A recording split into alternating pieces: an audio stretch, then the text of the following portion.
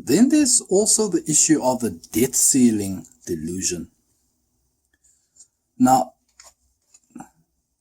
remember that there's interest due on every rand that is in existence. Now imagine that 1 rand was printed into existence and it's the only rand on the planet. And you borrow that rand and you promise to pay it back with another rand. Now the question is, where do you get the second rand to pay the interest? Now the answer is very simple.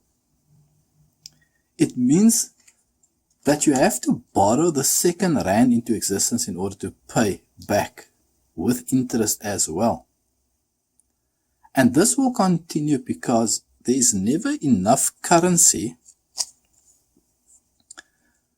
to pay the debt. There's always more debt in the system than there is currency to pay for the debt. Therefore, this system is impossible and it will collapse. The debt ceiling is therefore increased every year because if they stop, the economy will experience a deflationary crash and collapse, and no political party that is in government wants that to happen while they are in power. Now, our debt-based monetary system is nothing but a form of legalized theft. Okay. This system steals purchasing power from you and transfers it to the banks every hour of every day. This system is fundamentally evil, and it funnels wealth from the working population to the government, the national treasury, and of course the banking sector. And it causes great disparity between the rich and the working class. Now one can say that it is a form of enslavement, and it is only possible because we use currency and not real money. Our real money, silver and gold. And silver and gold is real money. And the reason it's real money is because it cannot be printed. And that is why governments don't like gold and silver. Silver and gold has always been real money. And silver and gold stacking is the collection of physical silver and gold. Now, John Maynard Keynes, he was an English economist whose ideas fundamentally changed the theory and the practice of macroeconomics and the economic policies of governments. And he said that it is better to be roughly right than to be precisely wrong. I like that quote. Okay. Now, in economic terms, your true wealth is your time and your freedom. And money is just a tool for trading your time. It is a container to store your economic energy until you are ready to deploy it. But the world has been turned away from real money and fooled into using currency. So the difference between money and currency, again, is that both currency and money is a medium of exchange, a unit of account, portable, it's divisible, and fungible. But the difference, however, is that money is a store of value over a long period of time. And fiat currency, such as the rand, leaks buying power. Now, when something is rare, it is more valuable. But when there is too much of it, it becomes cheap. Now, John Maynard Keynes, the British economist, made this statement with regards to inflation, and he said that by this means the government may secretly and unobserved confiscate the wealth of the people, and not one man in a million will detect the theft. Therefore, the more rands that the government prints, the more rands are in circulation, and thereby making the rand cheap. So at the end of the day, it is not so much that the prices of goods go up, but the fact that the rand becomes cheap, the rand loses value.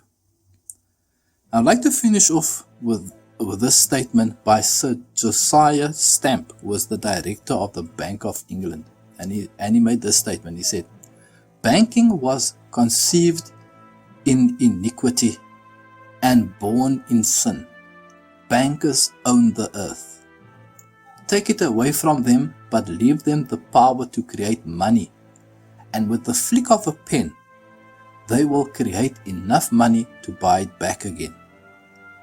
Take this great power away from them, and all the great fortunes like mine will disappear.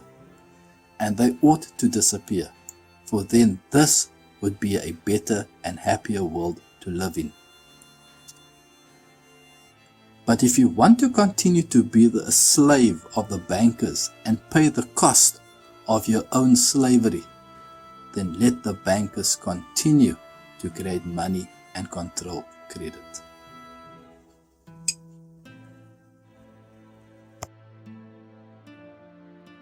Are getting poorer the harder you work. In spite of an inflation adjusted salary. Remember that gold and silver has increased in value. So while the rand leaks value in the form of inflation, silver and gold do not. In fact, they help uncover the blind spot created by the level to which inflation has eaten away at your earnings, and how much it has eroded the purchasing power of your rands. The rands you receive as compensation for your hard work loses its value or its purchasing power on a monthly basis. 1 unit of work energy stored in this 1 ounce of silver will remain constant. And if you release it in 10 or 20 years, you will get the same unit of economic energy. And the same, unfortunately, cannot be said if you put that same unit of energy in the bank or under your pillow in the form of currency notes.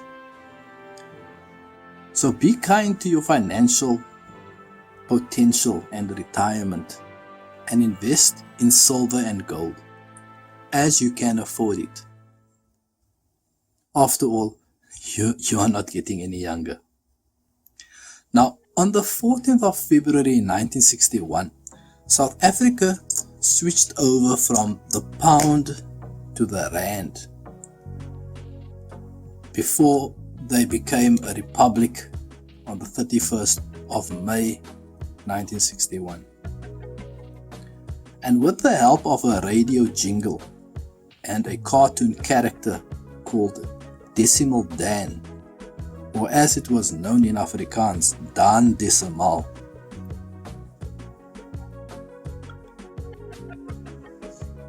now, in 1966, in fact, 1965 rather, South Africa produced this 1 rand coin. Okay. And according to the research by Statistics South Africa, in 1965, the 1 rand coin could buy you 10 loaves of 1 kilogram white bread that's store-baked at 9 cents each. The current price you're going to pay for 700 grams is going to be around about 15-16 rands. Now for the equivalent amount, which is 1 kilogram of white bread, you're going to pay 21 rand 73. This 1 rand could purchase you 5 cotton bags of mealie meal at 30 cents each. The current price for an equivalent amount is 49 rand 27. You could buy with this 1 rand 1.5 kilograms of fresh chicken at 70 cents a kilogram. The current price is around 58 rand and 9 cents in 2020. You could purchase 340 gram tins of corned beef at 29 cents each. Your current price is 30 rand 84 cents. You could purchase 3 dozen large eggs at 34 cents a dozen. The current price is 37 rand 60. You could buy 5 kilograms of tomatoes at 20 cents a kilogram. Today you're going to pay 20 rand and 74 cents for a kilogram. You could purchase 4 kilograms of apples at 23 cents a kilogram. Your current price is 15 rand 76.